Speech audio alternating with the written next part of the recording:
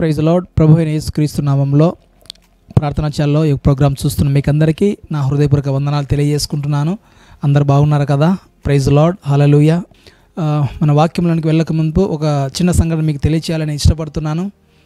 సహజంగా ఈ సమాజంలో కొంచెము పేరు ప్రఖ్యాతలు లేదా మంచి ఆస్తి అంతస్తులు కలిగిన వ్యక్తులు ఈ కాలంలో దేవుని పట్ల, దైవ సేవకుల పట్ల ఒక రకమైన భావన కలిగి ఉండడం మనం చూస్తూ ఉన్నాం. ఆస్తి అంతస్తు మంచి సుఖ సంపదలు ఉన్నవారు లెక్కలేనితనంతో, అంటే మాకెందుకు, ఏమవసరము, మాకు అన్నీ ఉన్నాయి కదా, ఇంకా దేవునితో మాకెందుకు, దైవ సేవకునితో మాకెందుకు అని అనుకుంటున్న రోజులలో మనం జీవిస్తున్నాం. ప్రియమైన దేవుని బిడ్డలారా, మన బైబిల్ గ్రంథంలో చూసినట్లయితే ఒక సంఘటనను చాలా ఆశ్చర్యపరిచింది. ప్రైజ్ ది లార్డ్, హల్లెలూయా. ఆ సంఘటన ఏదో మీతో వివరించాలని నేను ఇష్టపడుతున్నాను. మనం వాక్యంలో నుంచి చూసినట్లయితే పరిశుద్ధ బైబిల్ గ్రంథం నుండి 2వ రాజుల గ్రంథము 4వ అధ్యాయము 8వ మాట నేను చదువుతున్నాను. ఒక దినమందు ఎలీషా షూనేము పట్టణమునకు పోగా అచ్చట ఘనురాలైన ఒక స్త్రీ భోజనముకు రమ్మని అతనిని బలవంతము చేసెను. ప్రైజ్ ది లార్డ్, హల్లెలూయా. ఈ వాక్య భాగంలో మనం గమనించినట్లయితే అక్కడ ఒక స్త్రీ కనపడుతూ ఉంది. ఆ స్త్రీ ఎవరంట? ఘనురాలైన ఒక స్త్రీ.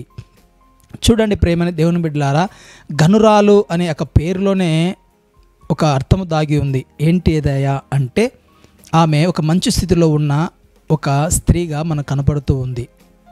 దేవుడు పర్టికులర్గా మెన్షన్ చేశాడు అంటే ఆమె యొక్క స్థితిని, ఆ యొక్క ఘనురాలు అనే మాటలో ఆమె యొక్క స్థితిని దేవుడు పొందుపరిచి ఉన్నాడు. ప్రియమైన దేవుని బిడ్డలారా, ఘనురాలు ఇక్కడ కూడా ఆమె ఒక మంచి స్థితిలో ఉంది. సేవకునితో అవసరం లేదు, దేవునితో అవసరం లేదు. కానీ ఈ లేఖన భాగంలో ఎలీషా అను దైవజనుని బలవంతము చేసెను. ప్రైజ్ ది లార్డ్, హల్లెలూయా. ఏమంట?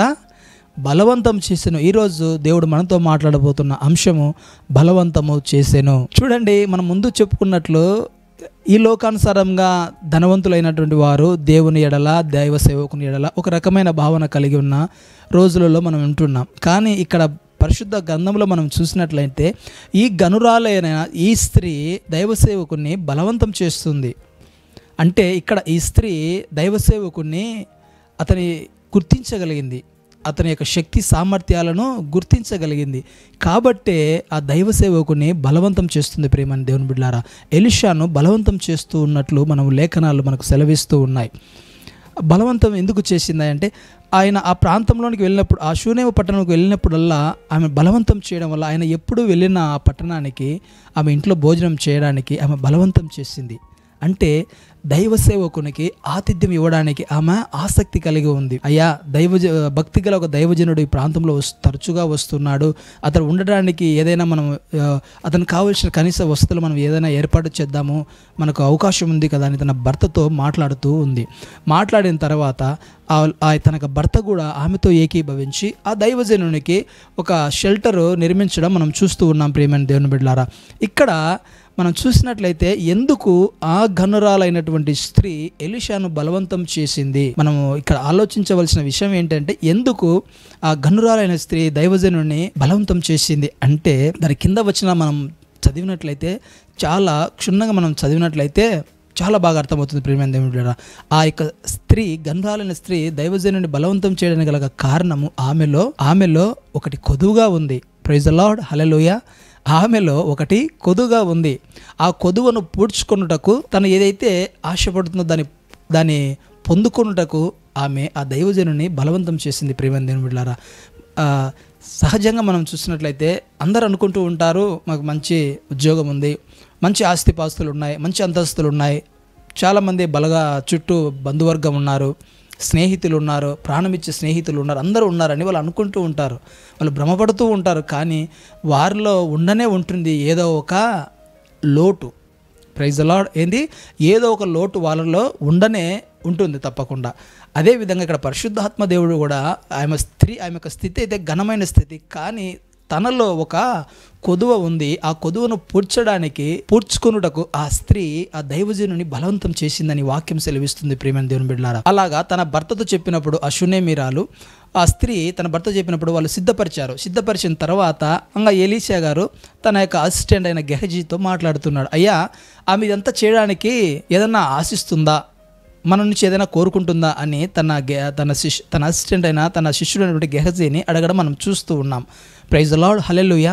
అదేవిధంగా ఈ బలవంతం చేసెను అనే మాట మనం ఇంకొక సందర్భంలో కూడా మనము గమనించవచ్చు ప్రియమైన దేవుని బిడ్డలారా. ఆ సందర్భం ఏదంటే మీతో పంచుకోవాలని నేను ఇష్టపడుతున్నాను. చూద్దాం పరిశుద్ధ గ్రంథం నుండి ఆదికాండము 18వ అధ్యాయము మొదటి నుంచి కొన్ని వచనాలు నేను చదువుతున్నాను.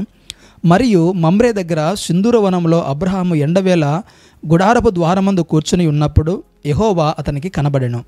అతడు కనులెత్తి చూచినప్పుడు 3 మనుషులు అతని ఎదుట నిలవబడి యుండిరి. అతడు వారిని చూచి గుడారపు వాకిటి నుండి వారిని ఎదుర్కొనుటకు పరిగెత్తి నేల మట్టుకు వంగి, ప్రభువా, నీ కటాక్షము నా మీదనున్న ఎడల ఇప్పుడు నీ దాసుని దాటిపోవద్దు, నేను కొంచెము నీళ్లు తెప్పించేదను, దయచేసి కాళ్ళు కడుగుకొని ఈ చెట్టు క్రింద అలసట తీర్చుకొనుడి, కొంచెం ఆహారము తెచ్చేదను, మీ ప్రాణములను బలపరుచుకొనుడి, తర్వాత మీరు వెళ్ళవచ్చును, ఇందు నిమిత్తము గదా మీ దాసుని యొద్దకు వచ్చి తీరనెను. ప్రైజ్ ద లార్డ్, హల్లెలూయా. ఇక్కడ కూడా సేమ్ సిచ్యుయేషన్. అక్కడ ఆ గనురాలైన స్త్రీ ఏ విధంగా ఆ యొక్క భక్తిగల దైవజనుని బలవంతం చేసిందో అదేవిధంగా ఇక్కడ కూడా అబ్రహాం గారు ఆ సింధూర వనంలో ఉన్నప్పుడు ఎండవేళలో 3 మనుషులు తనకు తారసపడము, తనకు ఎదురుపడము, వాళ్ళని తీసుకొని రావడము మనం చూస్తూ ఉన్నాం ఈ అధ్యాయంలో. ప్రియమైన దేవుని బిడ్డలారా, మనం ఈ యొక్క 2 సందర్భాలను మనం కొంచెము పోల్చుకున్నట్లయితే, ఈ 2 సందర్భాలను మనము కొద్దిగా క్షుణ్ణంగా పరిశీలించినట్లయితే ఇక్కడ కూడా అబ్రహాము మంచి స్థితిలో ఉన్న వ్యక్తి. ఎవరు? మంచి స్థితిలో, మంచి ఆస్తి అంతస్తు, దాసులు దాసీలు గొడ్లు అన్ని సమస్తము కలిగిన వ్యక్తిగా మనకు కనబడుతూ ఉంది. కానీ ఇక్కడ కూడా ఆయన ఆ 3 వ్యక్తులను ఏం చేశాడు? బలవంతం చేశాడు, తొందర పెట్టాడు. దయచేసి రండి, రిక్వెస్టింగ్. ఆయన అబ్రహాం రిక్వెస్ట్ చేస్తున్నాడు, ప్లీజ్ దయచేసి రండి, నా ఇంటికి రండి, నేను ఇచ్చే ఆతిథ్యం స్వీకరించనని బలవంతం చేశాడు. ఇది 2 జీవితాల నుంచి మనం గమనించినట్లయితే ప్రియమైన దేవుని బిడ్డలారా, ఇక్కడ స్థితి ఈ లోకానుసారమైన స్థితి ఘనంగా ఉంది, అక్కడ ఆ స్త్రీ జీవితంలో లోకానుసారంగా ఘనమైన స్థితి ఉంది. కానీ ఇక్కడ ఒక లోటు ఉంది, ఆ యొక్క స్త్రీ జీవితం కూడా ఒక లోటు మనకు కనబడుతుంది. కాబట్టి ఆ లోటును పూడ్చుకున్నటకు అక్కడ ఆ స్త్రీ బలవంతం చేసింది ఎలీషాను. ఇక్కడ మన అబ్రహాం గారు కూడా ఆ యొక్క 3 దూతల్ని బలవంతం చేస్తూ ఉన్నాడు, ఆతిథ్యం ఇవ్వడానికి బలవంతం చేస్తున్నాడు. తద్వారా వారిలో ఏదైతే కొదువగా ఉందో ఆ కొదువను పూడ్చుకోవడానికి వాళ్ళు ప్రయత్నము చేస్తూ ఉన్నారు. ప్రియమైన దేవుని బిడ్డలారా, ప్రైజ్ ద లార్డ్, హల్లెలూయా. గడిచిన దినాలలో ఒక సహోదరి ఇంటికి మేము వెళ్ళడం జరిగింది. వారి యొక్క అత్తగారు ప్రభునందు నిద్రించినప్పుడు మేము వెళ్ళి తనను వాళ్ళ కుటుంబాన్ని పరామర్శించడానికి, వాళ్ళని కొద్దిగా ఓదార్పు చేయడానికి మేము వెళ్ళడం జరిగింది. అక్కడికి వెళ్ళిన తర్వాత ఆ యొక్క సహోదరిని, తను అయితే వాటర్ నాకు ఇవ్వలేదు కానీ నేను అడిగాను, సిస్టర్ కొద్దిగా వాటర్ ఇస్తారా అని అడిగాను. తను నాకు వాటర్, నాతో పాటు ఇంకొక దైవజనుడు రావడం జరిగింది. ఆయన అడగలేదు, ఆయన వాటర్ ఇవ్వమని అడగలేదు, ఆ సిస్టర్ తనకు ఇవ్వలేదు. కానీ తన వాక్యాన్ని గ్రహించింది. తన పేరిట వచ్చిన వారికి గ్లాసుడు మంచినీళ్ళు ఇచ్చినా దాని ప్రతిఫలము పోగొట్టుకోరు అని ఆ వాక్యం ఆ సిస్టర్కి ఏమో గుర్తుకొచ్చినట్లుంది. అప్పుడు, అన్న ప్లీజ్ దయచేసి కొద్దిగా తాగండి అని ఆ యొక్క నాతో పాటు వచ్చిన దైవజనుడిని బలవంతం చేసింది. అప్పుడు ఆ దైవజనుడు అంటున్నాడు, అక్క గ్లాసులు మంచినీళ్ళు ఇచ్చి ఆశీర్వాదాలు లాగేసుకోవాలని ఉన్నావా అని ఆయన ఆ సహోదరితో చెప్పడం నేను విన్నాను. ప్రియమైన దేవుని బిడ్డలారా, చూడండి, ఒక బలహీనత లేదా ఒక కొదువ మన జీవితాల్లో ఉంది అంటే మనము భక్తి కలిగిన దైవజనుడిని మన యొక్క గృహాలకు మనం ఆహ్వానించాలి. ఆ యొక్క భక్తి గల దైవజనుడు ఎప్పుడైతే మన గృహాలను దర్శిస్తారో అప్పుడు మన జీవితాలలో ఏదైతే ఇక్కడైతే కొదువ సంతానం లేదు ఇరువురికి. అక్కడ ఆ స్త్రీకి సంతానం లేదు, ఇక్కడ అబ్రహాం గారికి కూడా సంతానం లేదు. ఇద్దరు పండు వృద్ధాప్యంలో ఉన్నారు. అక్కడ గెహజీని ఎలీషా గారు అడిగినప్పుడు, అయ్యా ఏం ఆశించి తను మనకి ఎన్ని చేస్తుంది, ఒకసారి దయచేసి వెళ్ళి కనుక్కో, ఒకవేళ రాజులతో ఏమైనా మాట్లాడిపించాలనా లేదా తనకి ఏమైనా కావాలేమో అడుగు అని తన అసిస్టెంట్తో అంటే తన శిష్యునితో గెహజీతో చెప్పినప్పుడు ఆ గెహజీ అన్నాడు, ఏం లేదు గురువుగారు, తనకు కుమారుడు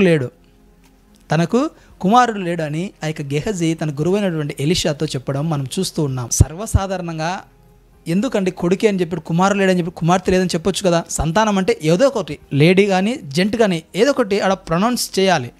కానీ అక్కడ ఆయన క్లియర్గా గెహజీ ప్రొనౌన్స్ చేస్తున్నాడు ఏమని, ఈమెకు కుమారుడు లేడు. Praise the lord, hallelujah.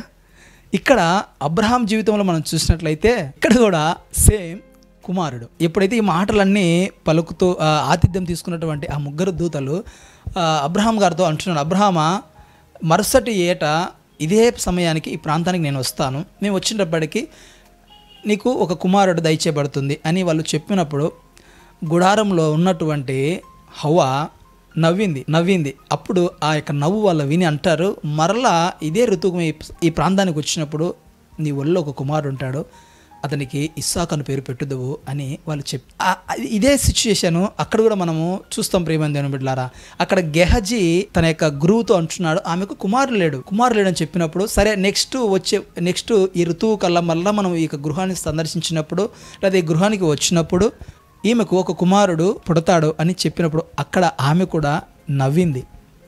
Praise the lord, హల్లెలూయా. నవ్వింది. ఆ రెండు సందర్భాలు నేను పోల్చుతూ చదువుతున్నప్పుడు నాకు చాలా ఆశ్చర్యం వేసింది. ఇద్దరి జీవితాలలో సేమ్ మంచి స్థితిలో ఉన్నారు, కానీ కొదువ ఉంది. ఆ కొదువను పూడ్చుకోవడానికి భక్తిగల దైవజనులకు ఆతిథ్యం ఇచ్చారు. ఆ ఆతిథ్యం ఇవ్వడం వలన వారు ఏదైతే ఆశించారో వారి జీవితంలో ఏదైతే కొదువుగా ఉందో, కొరతగా ఉందో వాటిని పొందుకోగలిగారు. ప్రియమైన దేవుని బిడ్డలారా, ఈరోజు ఈ వాక్యం వింటున్నా చూస్తున్నా నీతోనే దేవుడు మాట్లాడుతున్నాడు. ఒకవేళ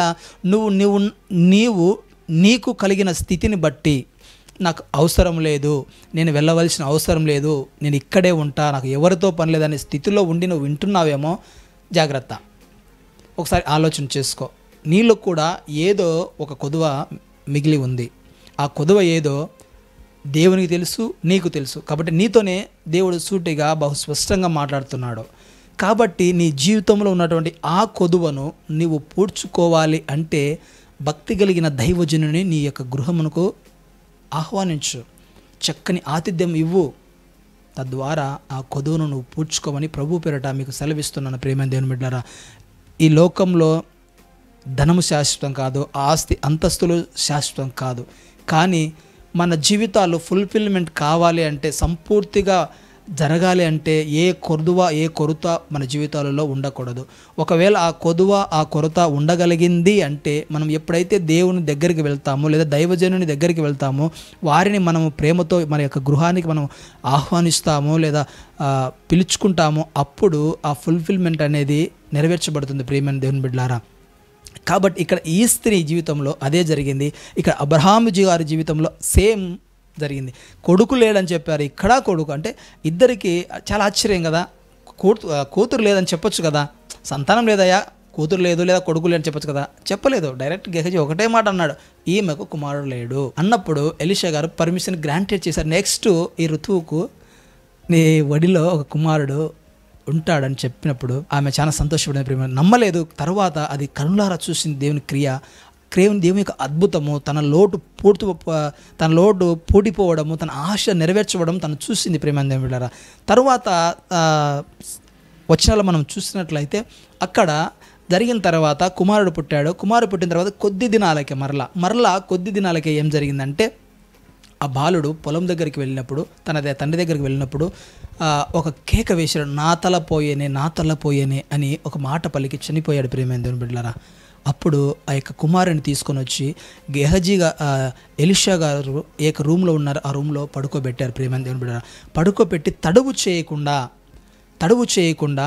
ఆ యొక్క స్త్రీ తన భర్తతో అంటుంది, అయ్యా నువ్వు వెళ్ళి వెంటనే దైవజనుని పిలుచుకొని రాపంటే, ఎందుకు ఇదో అమావాస్య కాదే, ఇది విశ్రాంతి దినము కాదే అని అన్నప్పుడు, కాదుకూడదు ఇలా పరిస్థితి అని గాడిదకు గంతలు కట్టి ఒక పనివానితో ఆ ప్రాంతంలో అయితే ఉన్నారో ఆ ప్రాంతానికి ఆ యొక్క షునేమి స్త్రీ వెళ్ళడం మనం చూస్తాం. ప్రేమందని బిడ్డరా, అక్కడికి వెళ్ళిన తర్వాత దూరం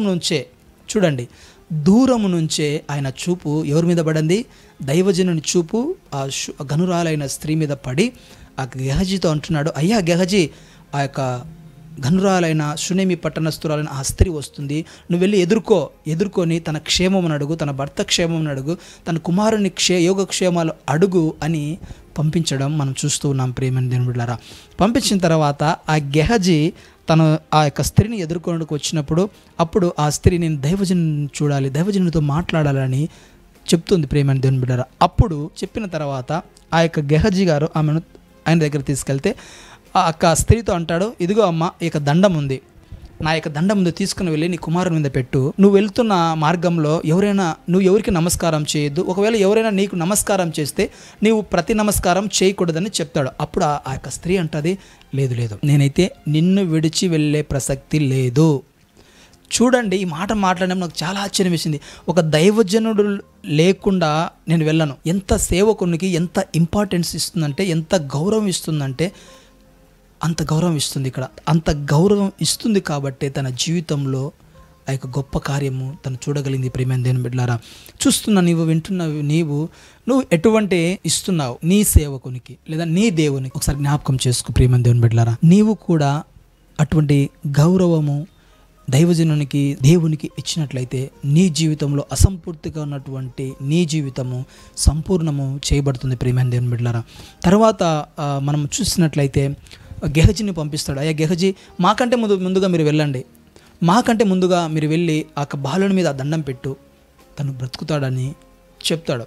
ఎలీషా గారు చెప్పినప్పుడు గెహజీ గారు వారి ఇరువురు కంటే ముందుగా వెళ్తాడు. వెళ్ళి ఆ యొక్క బెడ్ మీద పడుకున్నాడు. ఆ బాల మీద పెట్టినప్పుడు ఎటువంటి కదలికలు అక్కడ కనిపించవు.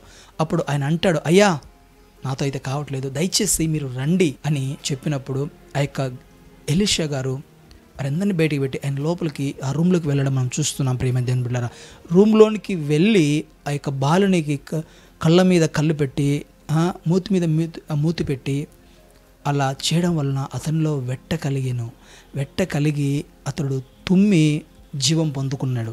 ప్రైజ్ ద లార్డ్, హల్లెలూయా.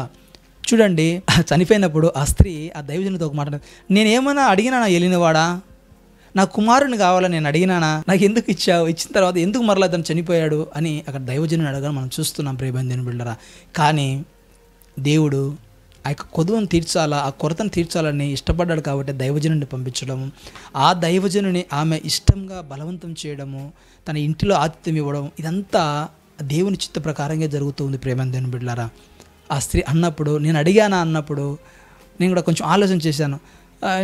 తను అడగలేదు కదా ఎందుకు అని, కానీ అది దేవుని చిత్తమై ఉంది. దైవసేవుని గౌరవించింది, దైవసేవకుని ఆతిథ్యం ఇచ్చింది, దైవసేవకుని గొప్ప చేసింది కాబట్టి ఆ యొక్క లోటు పూడ్చగలిగింది. కానీ దేవుడు మర్చిపోతాడా అండి? మర్చిపోడండి. ఆ యొక్క చనిపోయిన బిడ్డను మరలా బ్రతికించాడు. ప్రైజ్ ద లార్డ్, హల్లెలూయా. అటువంటి గొప్ప దేవుణ్ణి మనము కూడా ఆరాధిస్తున్నాం. ప్రేమైన దేవుని బిడ్డలారా, అటువంటి గొప్ప దేవుణ్ణి మనం కూడా సేవిస్తూ ఉన్నాం. మన ఈ దినాలు భయంకరమైన దినాల్లో కూడా మనం వెళ్తున్నప్పుడు ఏ దైవ సేవకుని మనం నిర్లక్ష్యంగా చూడొద్దు. దేవుడు అంటే నిర్లక్ష్యంగా ఉండొద్దు. మనం ఏ స్థితిలో ఉన్నప్పటికీ, నాకు అవసరం లేదులే, నాకు మంచి జ్ఞానం ఉందిలే, నేను మంచి పనివానిలే, నేను అదిలే ఇదిలే, నాన్సెన్స్ అదంతా. దేవుడు అనుకుంటే ఒక్క క్షణం చాలు నీకున్న సమస్తాన్ని తుడిచిపెట్టడానికి, నీకున్న సమస్తాన్ని దూరం చేయడానికి. యోబుకు చేయాలని కాదు, కానీ యోబు జీవితంలో అనుమతించబడి అట్లా దేవుడు అనుకుంటే పెద్ద కాదు. ఆయన అనుకోలేదు, నేను గొప్ప అని అనుకోలేదు. కానీ మీకు చెప్తున్నా ప్రేమ, దేవునికి అసాధ్యమైనది ఏదీ లేదు. అక్కడ హవ్వ నవ్వినప్పుడు ఆయన అంటాడు, నాకు అసాధ్యమైనది ఏమైనా ఉన్నదా అంటున్నాడు. అటువంటి గొప్ప దేవుని మనం ఆరాధిస్తున్నాం ప్రేమ దేవుని బిడ్డలారా. కాబట్టి దైవజనుని నిర్లక్ష్యం చేయొద్దు, దేవుని నిర్లక్ష్యం చేయొద్దు. దేవుని నిర్లక్ష్యం చేస్తే మన స్థితి ఇంకా భయంకరమైన స్థితిలోనికి వెళ్తుంది. కానీ ఎప్పుడైతే మనం దైవజనునికి తగిన ప్రాధాన్యత ఇస్తూ, ఆయనను మంచిగా ఆతిథ్యం ఇస్తూ, దైవ సేవకుని ఆ భక్తిని మనం కనపరిచినట్లయితే మనలో ఏదైతే కొదువుగా ఉందో, కొరతగా ఉందో దాన్ని మనం పూడ్చుకోగలుగుతాం ప్రియమైన దేవుని బిడ్డలారా. తర్వాత మా అధ్యాయంలో మనం చూసినట్లయితే 8వ అధ్యాయం మనం చూసినట్లయితే 2వ రాజుల గ్రంథము 8వ అధ్యాయం మనం చూసినట్లయితే ఇంత ఆతిథ్యం పొందుకున్న దైవజనుడు, మరలా కుమారుని బ్రతికించిన దైవజనుడు ఊరుకుంటాడా అండి? ఇప్పుడు ఒక పూట అన్నం పెడితేనే దానికి కృతజ్ఞత కలిగి చాలామంది ఉంటారండి. అంటే కృతజ్ఞత లేని వాళ్ళు కూడా చాలామంది ఉన్నారనుకోండి. కానీ కృతజ్ఞత కలిగి, అరే పలానా టైంలో ఆకలిగా ఉన్నప్పుడు నాకు ఆహారం పెట్టారే, నాకు ఏమి లేని స్థితిలో నేను ఒంటరిగా ప్రయాణం చేస్తున్నప్పుడు నాకు తోడుగా వచ్చారే, నన్ను బలపరిచారే అనే కృతజ్ఞత కలిగిన వారు కొందరు ఉంటారు, కృతజ్ఞత లేని వారు కొందరు ఉంటారు ప్రేమ దేవుని బిడ్డలారా. కానీ ఆ దైవజనుడు కృతజ్ఞత లేనివాడిగా లేడు ప్రేమ దేవుని బిడ్డారా. ఏ స్త్రీ అయితే ఆతిథ్యం ఇచ్చిందో, ఏ కుటుంబం అయితే తనను బలపరిచిందో, ఏ కుటుంబం అయితే తనకు ఒక మంచి స్థితి ఇచ్చిందో, ఆ కుటుంబాన్ని ఆ దైవజనుడు మర్చిపోలేదు ప్రేమ దేవుని బిడ్డారా. దేవుని హెచ్చరిక పొందుకున్న దైవజనుడు ఆ హెచ్చరికను మనకు తెలియచేశాడు ప్రేమ దేవుని బిడ్డారా. ఆ హెచ్చరిక ఏంటంటే మనం చూస్తే 8వ అధ్యాయము 1వ వచనం నేను చదువుతున్నాను. ఒకనాడు ఎలీషా తాను బ్రతికించిన బిడ్డకు తల్లి అయిన ఆమెను పిలిచి, యెహోవా క్షామకాలం రప్పింపబోచున్నాడు, 7 సంవత్సరము దేశంలో క్షామము కలుగునని చెప్పి, నీవు లేచి నీవును నీ ఇంటి వారును ఎచ్చట నుండుట అనుకూలమో అచ్చటికి పోవుడనగా. ఆ ప్రేమ అండి, ఆ ప్రేమ మర్చిపోలేకపోయాడు. ఎలీషా గారు మర్చిపోలేక ఆ యొక్క స్త్రీ దగ్గరికి వెళ్ళి తెలియజేస్తున్నాడు, అమ్మా ఈ ప్రాంతంలో కరువు రాబోతుందమ్మా, దయచేసి ఈ ప్రాంతాన్ని విడిచిపెట్టు, దయచేసి ఈ ప్రాంతాన్ని విడిచిపెట్టి నీకు అనుకూలంగా ఏ ప్రాంతం అయితే నీకు అనుకూలంగా జీవించడానికి యోగ్యంగా ఉందో అనుకూలంగా ఉందో ఆ ప్రాంతానికి వెళ్ళమ్మా, దేవుడు ఈ ప్రాంతానికి కరువు రప్పించబోతున్నాడని ఒక హెచ్చరిక ఇవ్వడం మనం చూస్తున్నాం ప్రియమైన దేవుని బిడ్డారా. ఆ హెచ్చరిక పొందిన ఆ యొక్క స్త్రీ ఆ దైవజనుని మాటలకు లోబడింది. ఆ దైవజనుని మాటకు లోబడి ఆయన చెప్పినట్లు ఆ ప్రాంతాన్ని విడిచి ఆ యొక్క స్త్రీ ఐగుప్తు దేశమునకు పోయి అక్కడ 7 సంవత్సరంలో నివసించిందని మనకు వాక్యం సెలవిస్తుంది ప్రియమైన దేవుని బిడ్డలారా.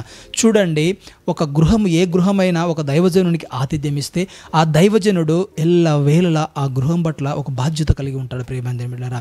ఒకవేళ దైవజనునిగా ఆ యొక్క కుటుంబము ఆ యొక్క మందిరానికి వెళ్తూ ఉంటే ఆ యొక్క దైవజనుని ఆ కుటుంబం ఆదరిస్తూ ఉంటే ఆదరించడమే కాకుండా బలపరుస్తూ ఉంటే ఆ దైవజనుడు ఖచ్చితంగా కృతజ్ఞత కలిగిన వాడై ఆ కుటుంబం పట్ల ఆ భారము బాధ్యత కలిగిన వ్యక్తిగా ఉండాలి అని వాక్యం మనకు సెలవిస్తుంది ప్రేమ బిడ్డ. ఈ సందర్భం ద్వారా మనం తెలుసుకోవాల్సిందంటే యొక్క విశ్వాసిగా తను ఏ స్థితిలో ఉన్నప్పటికీ దైవజనుడిని బలవంతం చేసి ఆతిథ్యం ఇచ్చింది. అట్ ద సేమ్ టైం పొందుకున్న ఆ యొక్క దైవజనుడు కూడా ఆ కుటుంబం పట్ల బాధ్యత కలిగి ఉండాలి, బాధ్యత కలిగి ఉన్నాడు. నీకు ఇప్పుడు మంచి స్థితి కలిగిందని ఒకప్పుడు నిన్ను ఆదరించిన, ఒకప్పుడు నిన్ను బలపరిచిన, ఒకప్పుడు నీ వెంట నడిచిన వారిని తృణీకరించడం మంచిది కాదు. ఎందుకంటే వాక్యం సెలవిస్తుంది, ఆ ఎలీషా దైవజనుడు ఆమెను వదిలిపెట్టలేదండి, ఆ కుటుంబాన్ని వదిలిపెట్టలేదండి. ఏమీ లేనప్పుడు ఒక కొత్త ప్రాంతానికి వెళ్తున్నప్పుడు నాకు ఆతిథ్యం ఇచ్చారు, నన్ను బలపరిచారు అని ఆ కృతజ్ఞత కలిగి ఆ గృహం దగ్గరికి వెళ్ళి హెచ్చరించడం ప్రేమ దేవుని బిడ్డలారా. ఆ యొక్క కృతజ్ఞత కలిగి ఉన్నాడండి. ఏ కుటుంబం అయితే తను ఆదరించిందో ఆ కుటుంబం పట్ల కృతజ్ఞత కలిగి వారిని హెచ్చరిస్తున్నాడు, వారికి తెలియచేస్తున్నాడు, అమ్మా ఇక్కడ ఉండద్దు, వెళ్ళండి, దయచేసి వెళ్ళండి. ఈ కాలంలో ఎంతమంది అలా దైవజనులు అలా ఉండగలుగుతున్నారు? ఎంతమంది తనను ఆదరించినటువంటి కుటుంబాలను బలపరుస్తూ వారిని ప్రోత్సహిస్తూ వారిని హెచ్చరిస్తూ ముందుకు నడిపిస్తున్నారు? ఒకసారి మనల్ని మనం పరీక్ష చేసుకోవాలి ప్రియమైన దేవుని బిడ్డలారా. ఇక్కడ ఎలీషా గారు ఇంకా ఏమోలే, అందరితో పాటు తను కూడా ఒకతిలే ఈ పట్టణంలో ఉంది కదా అని అనుకోలేదు, మర్చిపోలేదండి. కృతజ్ఞత కలిగి ఆ బలవంతం ఏ విధంగా ఆమె బలవంతం చేసిందో దేవుని ఆత్మ కలిగిన ఆ దైవజనుడు ఆమెను మళ్ళా బలవంతం చేస్తున్నాడు. అమ్మా వెళ్ళమ్మా, దయచేసి ఈ ప్రాంతాన్ని విడిచి వెళ్ళమ్మా, ఇది నీ క్షేమం కాదమ్మా, కరువు రాబోతుందమ్మా, నీవు నీ కుమారుడు క్షేమంగా ఉండాలి, దయచేసి వెళ్ళమ్మా అని చెప్పినప్పుడు ఆ స్త్రీ లోబడి వెళ్ళింది ప్రియమైన దేవుని బిడ్డలారా. లోబడి వెళ్ళింది, 7 సంవత్సరాలు ఐగుప్తు ప్రాంతంలో నివసించింది. చూడండి, ఉన్న పలంగా ఒక ప్రాంతాన్ని విడిచిపెట్టి వెళ్ళాలంటే ఆ యొక్క ప్రాంతంలో తను అంతవరకు సమకూర్చుకున్నా లేదా అంతవరకు తనకున్నట్టే ఆస్తుపాస్తులను పొలాలను అన్నీ విడిచిపెట్టాలంటే కొద్దిగా మనసు ఎవరికి అంతగా ఉండదన్నమాట. మనసులో కొద్దిగా నొచ్చుకుంటారు, ఏందబ్బా ఇంతవరకు సంపాదించి దాక్షిణంగా వదిలిపెట్టి వెళ్ళాలని ఆలోచన కలిగింది. కానీ ఇక్కడ ఈ స్త్రీ దైవజనుడు చెప్పిన మాటను తూచా తప్పకుండా పాటించింది కాబట్టే కరువులో బ్రతికింది. మేబీ ఒకవేళ ఆస్తే వాటిని అన్నింటినీ చూసి ఉండింటే అది కొద్ది రోజుల వరకే తన ఆస్తి తనను కాపాడగలదు. 7 సంవత్సరాలు అంటే 7 సంవత్సరాలు తనకున్న ఆస్తి సరిపోతుందా? కొండలు తరిగిపోతాయి కూర్చొని తింటూ ఉంటే. కాబట్టి ఆ యొక్క దైవజనుని మాటకు లోబడింది, బయటికి వెళ్ళిపోయింది, ఐగుప్తు ప్రాంతానికి వెళ్ళిపోయింది. అక్కడ 7 సంవత్సరాలు నివసించింది. 7 సంవత్సరాలు అయిపోయిన తర్వాత మరలా తను అనుకుంటూ ఉంది ఆ స్త్రీ, ఒకసారి నా యొక్క ఆస్తిపాస్తులు నా ఇంటి గురించి నేను ఆలోచన చేస్తాను, రాజుగారి యొద్దకు వెళ్తాను, రాజు యొద్దకు వెళ్ళి అయ్యా ఇది నా పరిస్థితి, నా ఆస్తి నా పొలాలు ఇట్లా ఉన్నాయని అడుగుతాను, ఒకసారి రిక్వెస్ట్ చేస్తాను, ఒకవేళ రాజు నుంచి నాకు ఏమైనా సహాయం అందుతుందేమో అని తను ఉన్న ప్రాంతం ఐగుప్తు నుంచి బయలుదేరి రాజు దగ్గరికి ప్రయాణమైంది దేవుని బిడ్డలారా. ప్రయాణం అయ్యి అక్కడికి చేరింది. అంత లోపటే ఆ యొక్క దేశపు రాజు గెహజీ గారిని పిలువనంపారు. అయ్యా గెహజీ, మీ గురువు గారు ఉన్నారు కదా ఎలీషా గారు, ఆయన చాలా ఎన్నో గొప్ప ఆశ్చర్యకార్యాలు చేశారు కదా, నేను రీసెంట్గా ఉన్న అద్భుతం జరిగింది, ఒక చనిపోయిన వ్యక్తిని మీ గురువుగారు లేపారు కదా, బ్రతికించారు కదా, ఆ డీటెయిల్స్ నాకు కొద్దిగా చెప్తావా అని అడగడం. ఆశ్చర్యం. ఎంత ఆశ్చర్యం, నాకు చాలా ఆశ్చర్యం అనిపించింది. ఆ స్త్రీ అక్కడికి వెళ్ళడము, అప్పటికే గెహజీని రాజు పిలువనంపుకోవడము, అదేవిధంగా పిలువనంపుకోవడమే కాకుండా ఆ స్త్రీ గురించిన వివరాలు అడగడము ఆశ్చర్యం వేసిందని నాకు. దేవుని యొక్క ప్లాన్ చూడండి. దైవజనుని ఆ యొక్క స్త్రీ గౌరవించడం వల్ల దేవుడు ఆ కుటుంబాన్ని విడిచిపెట్టలేదు. కుమారుని ఇచ్చాడు. కుమారుని ఇచ్చిన తర్వాత ఒకవేళ కుమారుడు చనిపోయినప్పుడు మరలా బ్రతికించడమే కాకుండా ఆ కుటుంబం కరువులో అల్లాడి చచ్చిపోవద్దని, చావకూడదని దైవజనుని ద్వారా హెచ్చరింపబడి మరలా ఐగుప్తు ప్రాంతంలో 7 సంవత్సరములు పోషించి సంరక్షించి కాపాడి మరలా తనకు రావాల్సిన వాటి విషయంలో ప్రయాణం వస్తున్నప్పుడు దేవుని ప్లాన్ అద్భుతం. ఆ స్త్రీ అక్కడికి వెళ్ళే లోపటే దేవుడు కార్యం చేయడానికి సిద్ధపడ్డాడు. ప్రియమైన దేవుని బిడ్డలారా, చూస్తున్న నీవు, వింటున్న నీవు ఒకసారి ఆలోచన చేయి. దైవజనుని బలవంతం చేయడం వలన, భక్తి కలిగిన దైవజనుని బలవంతం చేసిన ఈ గృహానికి నువ్వు ఇన్వైట్ చేయడం వల్ల కలగబోయే ఎన్నో అద్భుతాలు మనం ఈ యొక్క మాటల నుంచి తెలుసుకుంటున్నాం. ప్రియమైన దేవుని బిడ్డలారా, ఎప్పుడైతే రాజు అడుగుతున్నాడో గెహజీ చెప్తూ ఒకసారి చూపును ఇటువైపుగా తిరిగాడు. ఎదురుగానే ఉంది ఆ షూనేమిరాలు, ఆ గన్నరాలైన స్త్రీ ఎదురుగానే ఉంది. అయ్యా రాజుగారు, ఇంతవరకు మీరు అడిగారు కదా, ఇంతవరకు నేను ఎక్స్ప్లెయిన్ చేశాను కదా, ఆ వ్యక్తి అయ్యా, ఆ స్త్రీనే అయ్యా, అతని కుమారునే అయ్యా, నా దైవజనుడు, నా ఏలిన వాడు బ్రతికించింది ఆ స్త్రీ కుమారునే అని చెప్పినప్పుడు వెంటనే ఆమెను పిలువనంపండి లోపలికి అని రాజుగారు ఆజ్ఞ ఇచ్చారండి. రాజుగా సర్వసాధారణంగా ఒక కామన్ పీపుల్కి రాజు దగ్గర ఆ యొక్క అపాయింట్మెంట్ ఇవ్వాలంటే చాలా కష్టం. ఆఫ్టర్ ఆల్ చిన్న ఎంప్లాయీ దగ్గరనే పర్మిషన్ రావాలంటే రాదు. అట్లాంటి రాజు దగ్గర నుంచి డైరెక్ట్ కాలింగ్, నా సన్నిధి తీసుకురా, నా సముఖముకు తీసుకొని రా అని తన బరివానికి ఆజ్ఞాపిస్తే ఆ స్త్రీ వచ్చి మనవి చేస్తుంది. ఆశ్చర్యం చూడు. అంటే ఆ స్త్రీ అక్కడికి వెళ్ళే లోపటే దేవుడు ఏం చేస్తున్నాడు, కార్యాన్ని సఫలం చేశాడు. ఎంత గొప్ప దేవుడు అండి మన దేవుడు. అటువంటి గొప్ప దేవుని మనం ఆరాధిస్తున్నామండి. అటువంటి గొప్ప దేవుని ఆరాధిస్తున్నా, అటువంటి గొప్ప దేవుణ్ణి సేవిస్తున్నటువంటి, అటువంటి గొప్ప దేవుణ్ణి ప్రకటిస్తున్న దైవ సేవలకు ఇవ్వవలసిన కనీసపు గౌరవాన్ని మనం ఇవ్వాలి. ప్రియమైన దేవుని బిడ్డలారా, వారిని బలవంతం చేయాలి, వారికి ఆతిథ్యం ఇవ్వాలి. తిని మర్చిపోయే వారి గురించి నేను చెప్పట్లేదు. ఎవరైతే నమ్మకంగా నీ పట్ల, నీ కుటుంబం పట్ల బాధ్యత కలిగి క్రమం తప్పకుండా ప్రార్థన చేస్తూ, మీ యొక్క గృహాలను దర్శిస్తూ, మీరు కృంగిన స్థితిలో మిమ్మల్ని ఓదారుస్తూ, మిమ్మల్ని బలపరుస్తూ, లేమి స్థితిలో మీకును సహాయం చేస్తూ, మిమ్మల్ని ఆదరించేటువంటి భక్తి కలిగిన దైవజనుల గురించి మాత్రమే నేను చెప్తున్నానండి. అవన్నీ ఉన్నవాళ్ళు, లేని వాళ్ళు 2 రకాలుగా ఉన్నారు. అటువంటి మనస్తత్వం కలిగిన దైవజనులను మీరు బలవంతం చేయండి, వారిని ఇన్వైట్ చేయండి, క్రమం తప్పకుండా గృహానికి ఇన్వైట్ చేయండి, వారి ద్వారా ప్రార్థన చేయించుకోండి. మీ కుటుంబానికి క్షేమం, మీ కుటుంబంలో అంతవరకు ఏదైతే కొదువుగా ఉందో ఆ కొరత తీర్చబడుతుంది. మనం చూస్తున్నాం కదా. వెంటనే రాజు ఆజ్ఞ జారీ చేశాడు. ఒక అధికారిని నియమించాడండి. ఒక అధికారిని నియమించి ఇంతవరకు ఆ స్త్రీ ఏ సమయంలో, ఏ సంవత్సరంలో ఇక ప్రాంతాన్ని విడిచిపెట్టి వెళ్ళిందో, ఎన్ని సంవత్సరంలో అక్కడ వెళ్ళిందో, అన్ని సంవత్సరంలో తనకు కలిగిన ఆస్తిని అంతటినీ, తన పొలంలో పండిన ప్రతి గింజను, ప్రతి సంపదను ఆమెకు చెల్లాలి, ఆమెకు వెళ్ళాలి అని ఆ అధికారికి ఆజ్ఞ ఇచ్చి పంపిస్తారు. ప్రియమైన దేవుని బిడ్డలారా, ఎంత గొప్ప దేవుడు కదా, ఎంత గొప్ప దేవుడు కదా. అటువంటి గొప్ప దేవుని మనము ఆరాధిస్తున్నాం, అటువంటి గొప్ప దేవుని మనము సేవిస్తున్నాం. ప్రైజ్ ది లార్డ్, హల్లెలూయా. ఎంత గొప్ప దేవుడు. అందుకే దేవుడు నీతోనే మాట్లాడుతున్నాడు. భక్తి కలిగిన దైవజనుని బలవంతం చేయి. నీ ఇంట్లో ఒక్క దినం లేదా ఒక్క పూట ప్రార్థనకి ఇన్వైట్ చేయి. అయ్యా నా నిమిత్తం ప్రార్థన చేయండి, నా కుటుంబం నిమిత్తం ప్రార్థన చేయండి, నా కుటుంబంలో రక్షణ కలగాల, నా కుటుంబంలో లేమి ఉంది, నా కుటుంబంలో అనారోగ్యం ఉంది, దయచేసి ప్రార్థించండి అని ఆయనను బలవంతం చేయండి. ఇంట్లో గృహంలోకి ఇన్వైట్ చేసి ఆయనకు ఆతిథ్యం ఇచ్చి ఆయనకు మొరపెట్టండి. మన దేవుడు శక్తిమంతుడు. మొట్టమొదటిగా దేవునికి ప్రార్థన చేయండి, తర్వాత దైవజనుని పిలంపుకొని, భక్తి కలిగిన దైవజనుని పిలంపుకొని అతనికి ఆతిథ్యం ఇచ్చి ఆయనకు మొరపెట్టడానికి తెలియచేయండి. ఆయన ద్వారా నీ యొక్క ఆశ, నీ యొక్క కోరిక నెరవేర్చబడుతుంది. ఆమేన్. Praise the Lord. అటువంటి గొప్ప దేవుని మనం ఆరాధిస్తున్నామండి. అక్కడ అబ్రహాం గారు ఆతిథ్యం ఇచ్చారు ఆ సింధూర వనములో.